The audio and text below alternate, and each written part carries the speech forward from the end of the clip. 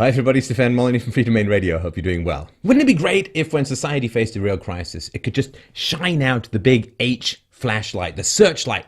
We need a historian out here to give us some perspective. Well, of course, there are a lot of Middle Eastern people on the move. Of course, the majority of them Muslims. This is not the first time in history this has happened. I'm not saying this is exactly the same as the past, but those who do not understand the past are condemned to repeat it, as the saying goes. So we need to put things in perspective, because there's this kind of general historical principle which goes like this: Europeans, bad Europeans, slavery, colonialism, smallpox blankets, genocide, bad Europeans.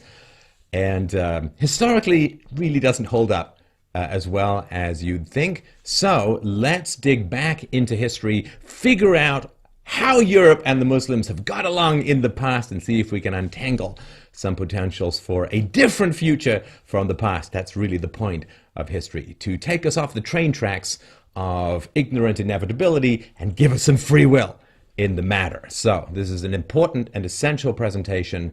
This is the truth about the Crusades, really the truth about Christians and Islam in history. So Islam, of course, developed in the Middle East in the early 17th century, 622 to be exact. Now, it's kind of weird because not a lot of history in Europe in the Dark Ages, and so we kind of start in the Quattrocento, we kind of start in the 1200s, so it's kind of weird. I mean, when I say 622 rather than 1622, it almost feels like a star date, but let's just swallow that and keep going.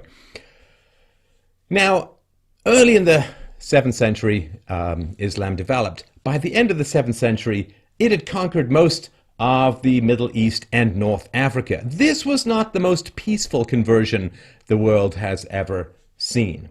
So let's get started. See, before Islam, the Middle East was populated by millions of Christians and Jews and Zoroastrians and Arab polytheists. It was home to some of the largest centers of Greco-Roman civilization and Christianity. Zoroastrianism, the greatest religion, because it gave us Farouk Bulsara I, Freddie Mercury. Nonetheless, the Christian church back in the day had five major jurisdictions, or patriarchates, whose capitals were the following cities: Alexandria in modern-day Egypt, Antioch, located in modern-day Turkey and known as the cradle of Christianity, Constantinople, yes, it's a tongue twister of a song, and is located in modern-day Istanbul, Turkey, Jerusalem, of course, the holy ground of Christianity, Judaism, and Islam, and number 5, Rome.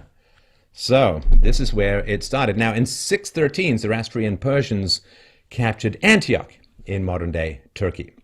Several decades later, the Persian Empire was conquered by the Muslims, and Antioch came under Muslim rule. 637, Jerusalem was captured by invading Muslims, creating great fodder for Christa Berg songs. In 641, Alexandria fell in Muslim hands, into Muslim hands during the Muslim conquest of Egypt. Now, Christianity, kind of a Middle Eastern religion. Not really Christian countries left in the Middle East. You could argue Lebanon with its sort of split power, but Christianity is kind of fading there. So one historian has noted, quote, less than a generation after the Prophet's death, Christian North Africa, home of theologians such as St. Augustine and martyrs like Saints Felicity and Perpetua, who were central to the development of Christian tradition and thought and rich with Christian history, had fallen to Islam, right? Christian North Africa. Think of Christianity in North Africa? Not anymore. In short, North Africa, from Egypt to present-day Morocco, was a vibrant part of the pre-Islamic Christian world. How many Christians are there in North Africa today? And what happened to all the millions of the rest? So, let's get into Constantinople. Sieges, plural of Constantinople. Constantinople, the capital of the Christian Byzantine Empire, was first besieged by Muslim forces in 674. After 4 years of fighting, the Muslims were finally repelled. Quote from one historian, the Arab attack was the fiercest which had ever been launched by the infidels against a Christian stronghold, and the Byzantine capital was the last dam left to withstand the rising Muslim tide. The fact that it held saved not only the Byzantine Empire, but the whole of European civilization. So Roman Empire 101, of course, there was an eastern part and a western part of the Roman Empire. The western part, of course, fell with the fall of Rome, but the eastern part lasted several hundred years longer. The Muslims returned to Constantinople with a vengeance. Apparently they'd left their keys and scimitars behind in 717 and laid siege to the city once more. The Byzantines, aware of the Muslim threat, had signed a treaty with the Bulgarian Emperor Tervel the previous year. Under terms of the treaty, Tervel was bound to help repel the Muslims at Constantinople. And so the Bulgarian army attacked the invading Arabs and forced them to fight a war on two fronts, as happened to Germany in the First World War and again in the Second World War. Not a very easy thing to survive. Now, Bulgarians, by the way, did convert to Christianity 2 centuries later, largely because of the strong cultural influence of the Byzantine Empire. Now, sandwiched between the walls of Constantinople and the Bulgarian forces, the Muslims were gradually worn down and eventually lost to a Bulgarian onslaught. The successful defense of Constantinople was one of the two great victories of the 8th century, and the barbarian-Christian alliance prevented Muslims from entering Europe and doing to Europe what they had done to the Middle East and North Africa. Indeed, when the Byzantine Empire was finally conquered by the Muslim Ottomans in 1453, there were Muslim armies at the gates of Vienna in the heart of Europe within less than a century. Within less than a century. So this idea that you kind of got to keep them out, otherwise they're going to overrun you, well, it was proven true in 1453, after 1453. So, Italy. Muslims first invaded southern Italy, which was then a part of the Byzantine Empire, in 667. And relentless raids continued until the island of Sicily was eventually fully conquered in 902. An Islamic state, the Emirate of Sicily, was established on the island, and Muslims would remain in control of it for 264 years. Now, when the Muslims get an island or get an access to the sea, at least at this point in history, well, they kind of went raiding and took millions of Europeans to into absolutely brutal slavery, which we'll get into more of in a few minutes. So using Sicily as the base of their operations, Muslims began to raid the southern parts of the Italian peninsula for hundreds of years. The islands of Corsica and Sardinia were also repeatedly ravaged by Muslim raids. In 846, the Muslims launched an attack on Rome, but were stopped by Emperor Aurelian's walls around the city. I guess he was the Trump of his day. Muslims back then clearly weren't as proficient in the use of ladders as modern-day Mexicans along the southern U.S. border. The invading Muslims sacked the outskirts of the city, killing men and women regardless of their age, but most importantly, with regards to Christianity at least, they looted St. Peter's and St. Paul's basilicas. A basilica is a kind of church where you go as a pilgrimage. These basilicas were located outside the city walls. Not only did the Muslim invaders desecrate the burial sites of St. Peter and St. Paul, but they also pillaged two of the holiest places in all of Christendom. I don't know where you are in your Christian theology. St. Peter and St. Paul, kind of up there in terms of importance. So, a second attack on Rome was thwarted in 849 after a coalition of maritime cities joined the papal forces to defeat an invading Muslim fleet. The Muslim occupation of Italy posed a serious threat to Rome for centuries. The last Arab strongholds in southern Italy fell in 1091. Look at that. 4 years before a pope preached about the First Crusade. I wonder if that's a coincidence or not.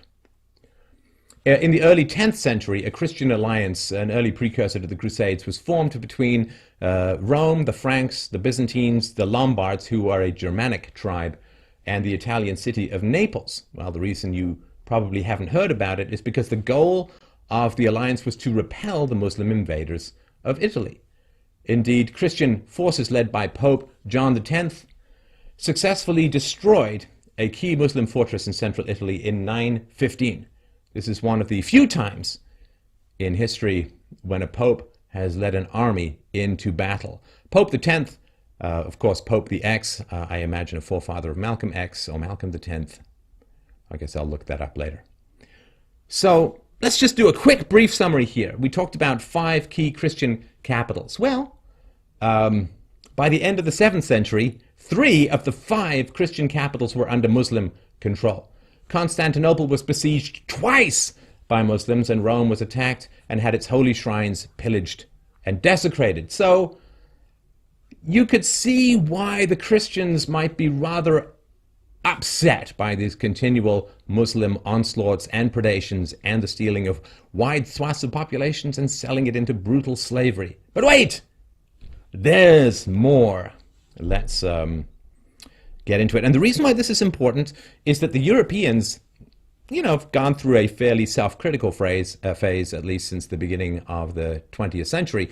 Let's review colonialism. Let's see whether it was a good idea. Let's look at our participation in slavery and see whether that was a good idea. Kind of gone through a self-critical phase. I'm not sure, actually I am quite sure, that Islam has not gone through the same phase of saying, gosh, I wonder if repeatedly assaulting and attacking and desecrating Christian neighborhoods and lands and people and basilicas was really the right thing to do. Guess we're kind of sorry. What about slavery again, which we'll get to in a minute or two.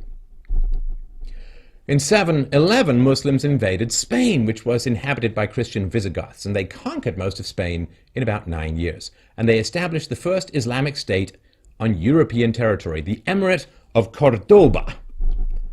The Reconquista, or the period in which the Christians tried to retake Spain and Portugal in an endless series of bloody battles, lasted for approximately 770 years. Indeed, the Muslim stranglehold over the Iberian Peninsula and Europe didn't loosen until the 12th century, and the Muslim rulers were not fully expelled until 1492. So, of course, when ISIS and so on, they talk about going to take Rome, well, they're referring to historical attempts that have happened in the past. See, they have a history. Europeans have self-hatred, but everyone else gets a history.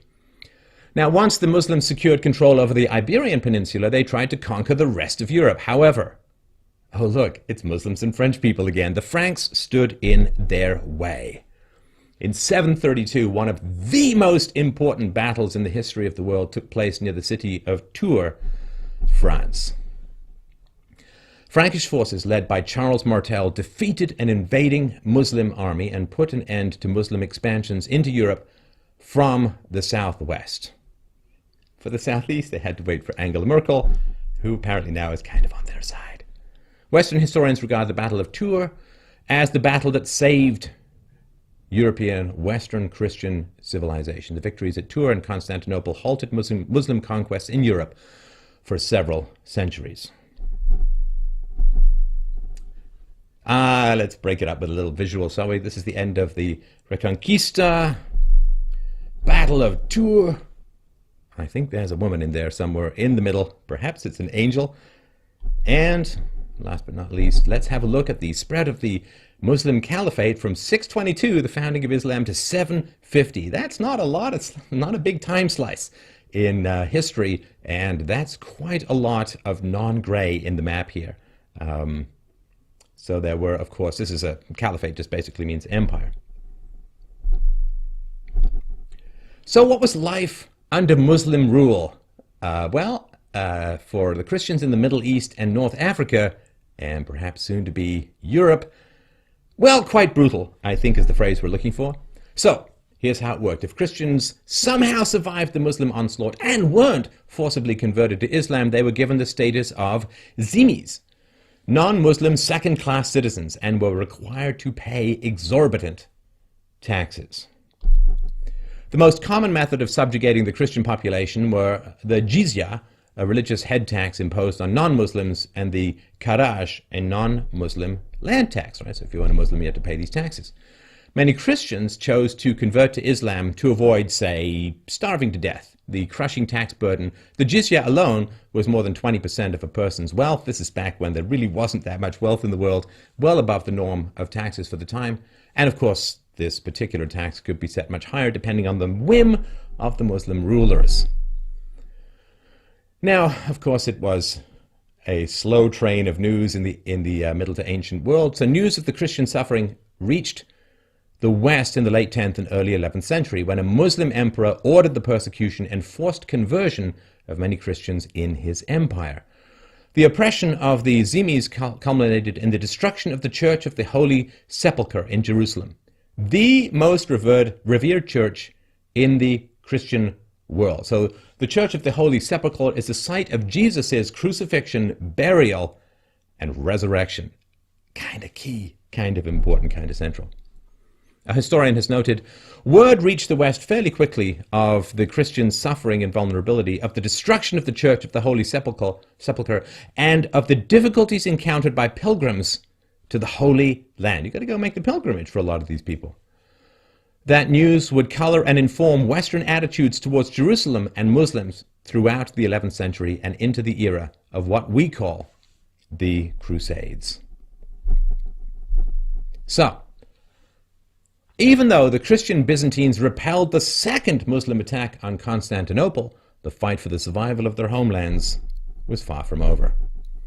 Indeed, the bloody battle between the Byzantines and the Muslims continued for centuries, and both sides had various degrees of successes and failures. Despite their desperate attempts, the Byzantines never succeeded in recapturing their territory. As devout Christians, they tried to reclaim Jerusalem, but failed repeatedly. Of course, Jerusalem, incredibly important to the Christian world, so as one historian puts it, quote, the Byzantines were demonstrably trying very hard to recover it more than a century before the First Crusade. In 1071, the Christian Byzantines suffered a crushing defeat by the Muslims, lost a large part of their territory, and even allowed their emperor to be captured. Between 1073 and 1095, the Byzantines desperately begged members of the Western nobility and Christian leaders for military aid. And remember, if the Muslims get through the Byzantines, they're at the gates of Vienna before you know it. In 1095, ambassadors sent by the Byzantine emperor appeared before Pope Urban II to request Western help in dealing with the Muslims. Later that year, the Pope put forward the idea of a Christian crusade for the first time in history. So, big picture time, we have over 4 centuries of Muslim aggression towards Christians and their territories. 3 out of the 5 Christian centers are in the hands of dominant Muslims. Rome was attacked, 2 of its holy sites desecrated. Finally, Constantinople, one of the last remaining capitals of Christianity, is facing a Muslim threat that is almost impossible to contain. So given this background, the idea that the Christian Crusades were some unprovoked act of random aggression on behalf of bloodthirsty Christians is madness. It's blowback for 400 years of ever-expanding, ever-invading Islam.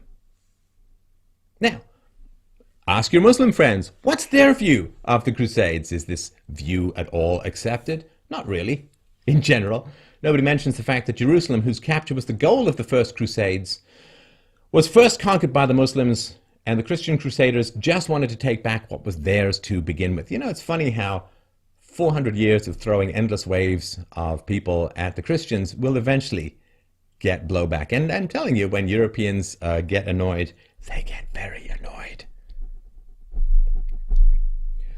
So, you've heard a lot about Western colonialism. You know, one of the interesting things about Western colonialism, and we've got a whole presentation about this, which we'll link to below. Generally, the life expectancy went up, the rule of law was established, and generally corruption diminished and so on. And, you know, when the British left, for instance, in Pakistan, a lot of people fled because the Muslims were coming. So, have you heard much about the Muslim colonialism, the Muslim imperialism, Islamic caliphates, the empires? Well, at the height of its power, the first Muslim empire, the Rashidun Caliphate, spanned a territory of 9 million square kilometers. That's close to the size of the modern United States, so not particularly small. The second Muslim empire, the Umayyad Caliphate, was 1.5 times larger, clocking in at 15 million square kilometers. That's close to the size of modern-day Russia, which, if I remember rightly, is a little bit tough to pogo stick across in 1 week. So let's compare the Roman Empire, which of course most Europeans have heard of. The Roman Empire in its prime encompassed only 5 million kilometers square, the kind of thing that you lick and put on a postage stamp. Now, after 800 years, the Roman Empire had 5 million square kilometers. The Umayyad Caliphate became 3 times larger than the Roman Empire in less than 130 years after Muslim conquests began in the Middle East. So it took less than 130 years for the Muslims to do 3 times what the Roman Empire took 800 years to do. So it was spreading, is kind of what I'm saying. I guess they were just very convincing. Now, Muslim conquests weren't limited to the pre-Christian Crusade times. They continued well into the 17th century.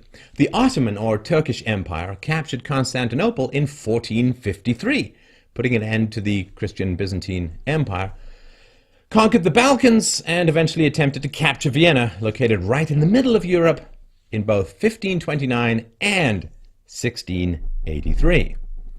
In 1878, after Russia won a Russo-Turkish war, Bulgaria was the last European territory to be freed from Muslim rule. Ah yes, for those counting, that's 1,122 years after the Emirate of Cordoba was established. And again, to get a sense of what life was like for Christians under Muslim rule, take a look at the history of the Balkans. Not only were Christians massacred every time they opposed their Muslim overlords, but they were also forced to pay this religious tax, the jizya, in exchange for keeping their religion and, say, what they were sentimentally attached to, which was their heads still being on their bodies. Now, interestingly, ISIS is currently forcing Christians in Syria to pay this jizya, this particular religious tax.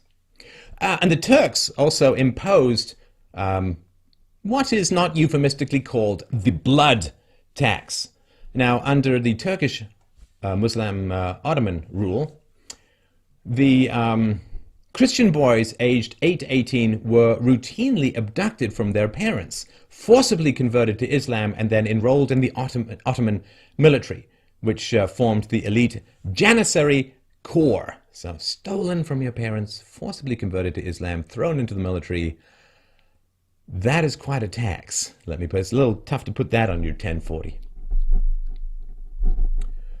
Now, of course, every time you hear about Europeans in sort of the mid-last millennia, slavery, domination, imperialism, slavery, you European bastards.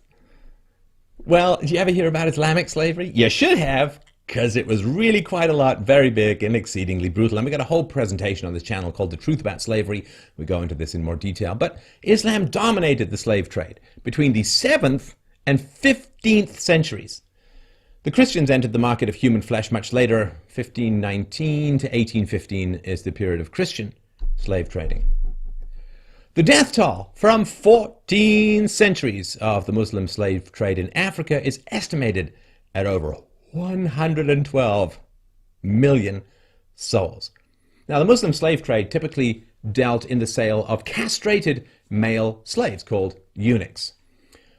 Eunuchs, later to be renamed as an operating system, were created by completely amputating the scrotum and penis of 8 to 12-year-old African boys. As you can imagine, the survival rate of this savage mutilation was very, very low.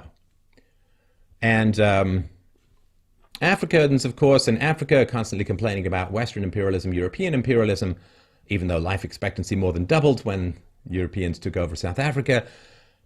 Do you see a lot of people from Africa going to the Islamic countries complaining about the much longer and much more brutal Islamic slave trade? No, because Muslims are not self-critical. Europeans have gone from self-criticism to pathological civilization and soul-destroying self-hatred, but not a lot of people going out to Saudi Arabia saying, hey man, you owe us reparations for slavery, because they'd be like, hey, you'd be a good slave. Historian Robert Davis estimates that North African Muslim pirates abducted and enslaved more than 1 million Europeans from coastal towns between 1530 and 1780 alone. The practice of kidnapping Christians to be sold as slaves dates back to the 7th century. Now, of course, when Christian Europeans went to Africa, they couldn't go inland because they couldn't survive the bugs, right, the viruses and so on. And so they bought black slaves from other blacks who'd captured them and who were selling them to the whites. But the the Muslims bypassed the middleman, went directly and caught the slaves themselves, or simply stole them from Christian families. One historian noted, quote, "It was the perpetual raiding of Muslim pirates and slave traders that brought about the abandonment throughout southern Europe of the scattered settlements of classical times and the retreat to defended hilltop fortifications, the first medieval castles. The same raiding led to the abandonment of the old agricultural systems with their irrigation dikes and ditches. So, hey, if you ever wondered why there were castles originally in Europe, it's because of Muslim slave traders. And this meant, of course, couldn't do any fishing, couldn't go down to the shore, couldn't spend a day at the seaside, also couldn't engage in the kind of large-scale irrigation and agriculture that helped stop Europeans from starving to death in the winter because of the Muslim slave traders. This is one of the things that Jefferson had to deal with when he became president was, yes, that's right, Muslim slave traders constantly infesting the sea lanes. So the barbaric slave raiding activities of Muslim pirates continued to have a telling effect on Europe throughout the centuries.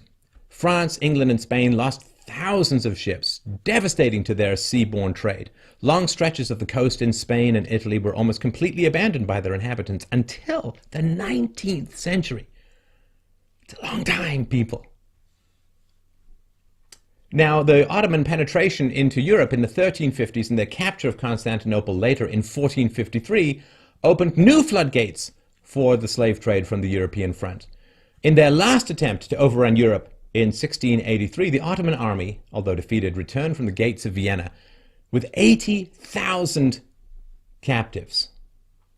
An immense number of slaves flowed from the Crimea, the Balkans, the steppes of West Asia to markets in Islamic countries. Historian David Bryan Davis laments that, quote, the Tatars and other Black Sea peoples had sold millions of Ukrainians, Georgians, Circassians, Armenians, Bulgarians, Slavs, and Turks. Have you known much about this slave trade, which vastly dwarfed anything that happened in the Atlantic? No. Crimean Muslim Tatars enslaved and sold some 1,750,000 Ukrainians, Poles, and Russians between 1468 and 1694. And again, we've got the truth about slavery on this channel. You've got to check it out. So, the reason why we want to talk about this is that like racism, like sexism, colonialism is, oh, Western badness, and slavery, oh, Western badness, and so on. But before Western colonialism, there was Muslim imperialism. Before the Christian Crusades, there were a myriad of Muslim crusades which were enormously successful and kept battering down the door of Europe and taking over vast swaths of Europe, Sicily, Portugal, Spain, and so on, which took sometimes upwards of half a millennia to dislodge. And what bothers me so much about all of this is that the Europeans, seems to me, are the only culture left in the world that is never allowed to have a history. The only thing they're allowed to have is guilt and self-castigation. What utter nonsense. Next time someone comes to you and complains about slavery, just ask them, hey, how about Muslim slavery? Ever hear of that? Ever care about that? No, because the Muslims don't self-attack on it, and therefore nobody wants to install the big giant guilt button that people repeatedly pound so that Europeans cough up money and resources so you'll stop making them feel guilty about things they never did individually, and which European civilization, such as slavery, actually ended. It was European civilization, particularly the British, who spent immense amounts of blood and treasure to end slavery around the world. So this is a history that you need to know. There's an enormous amount to be incredibly proud of in European history, and that, of course, is a great challenge to the world, who don't want a confident Europe, because then they can't come in on the welfare state and slowly infiltrate the society as a whole. So Christianity kind of became a European religion in many ways because it was driven out of its home in the Middle East. And when it tried to go back and get some of its own, evil Christian crusades of nastiness.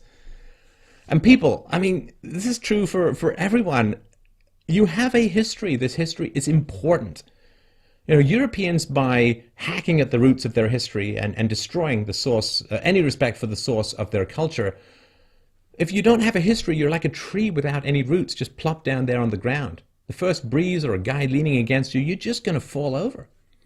And it's hard for people in Europe, and even in North America to some degree, but particularly in Europe. It's got kind of secular, it's got kind of lazy, it's got kind of like, hey, am I going to get that promotion? I wonder if that new video game's coming out. There's this girl I really like at the cafe. It's become very sort of small-minded and personal and hedonistic. It's a place for all of that. But because Europe has become so secular and has become so self-hating, it really doesn't have much luck understanding the mindset of religious people who believe they are genuinely hooked into a much larger plan, who have a much deeper sense of history, and who have a much bigger purpose. That is a big, big challenge. And if there is to be a civilization in the future, in other words, if we're going to keep what largely white Western European Christians have developed, scientific method, the free market, philosophy, reason, evidence, equality for women, a separation of church and state, rule of law, innocent until proven guilty, all those nice little things that make life worth getting out of bed for. If we're going to keep that, I have a message to all Europeans, and even those of us in North America. Stop apologizing! Please, dear God, you've got to stop apologizing. By any objective standard, Europe ranks very low on the list of criminal enterprises throughout history, and as I gave off a brief list off the top of my head, has an enormous amount to be incredibly happy and proud of. So the next time someone starts talking to you about slavery or colonialism and so on, say, hey, how does Europe rank relative to all of the other cultures throughout history? And they won't have a clue. They pick on the Europeans because Europe has a history of self-criticism and revisionism and a willingness to own up to that which was wrong in history and work to make it better. Now, if you're self-critical among healthy people, that's really, really good. How wonderful, how helpful, how great. However, if you are, say, awash in a world of pretty sociopathic and destructive cultures, self-criticism is a giant weakness, and those cultures will pound you down until you bounce back hard or go right through the bottom of the earth. Let us stop apologizing. It's so ridiculous. It's so embarrassing. And it's so unnecessary. If Europe is so bad, if North America is so bad, why is everyone trying to get in?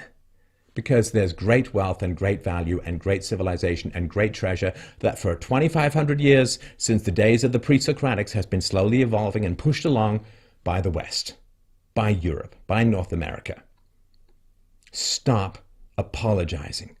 Stop defending. Start pushing back. Everything that we have inherited, we will lose if we continue to attack ourselves. And the light in the world, so briefly sparked over the past 2,000 years, will be gone. Possibly forever. This is Stefan Molyneux for Free Domain Radio. Please help us out.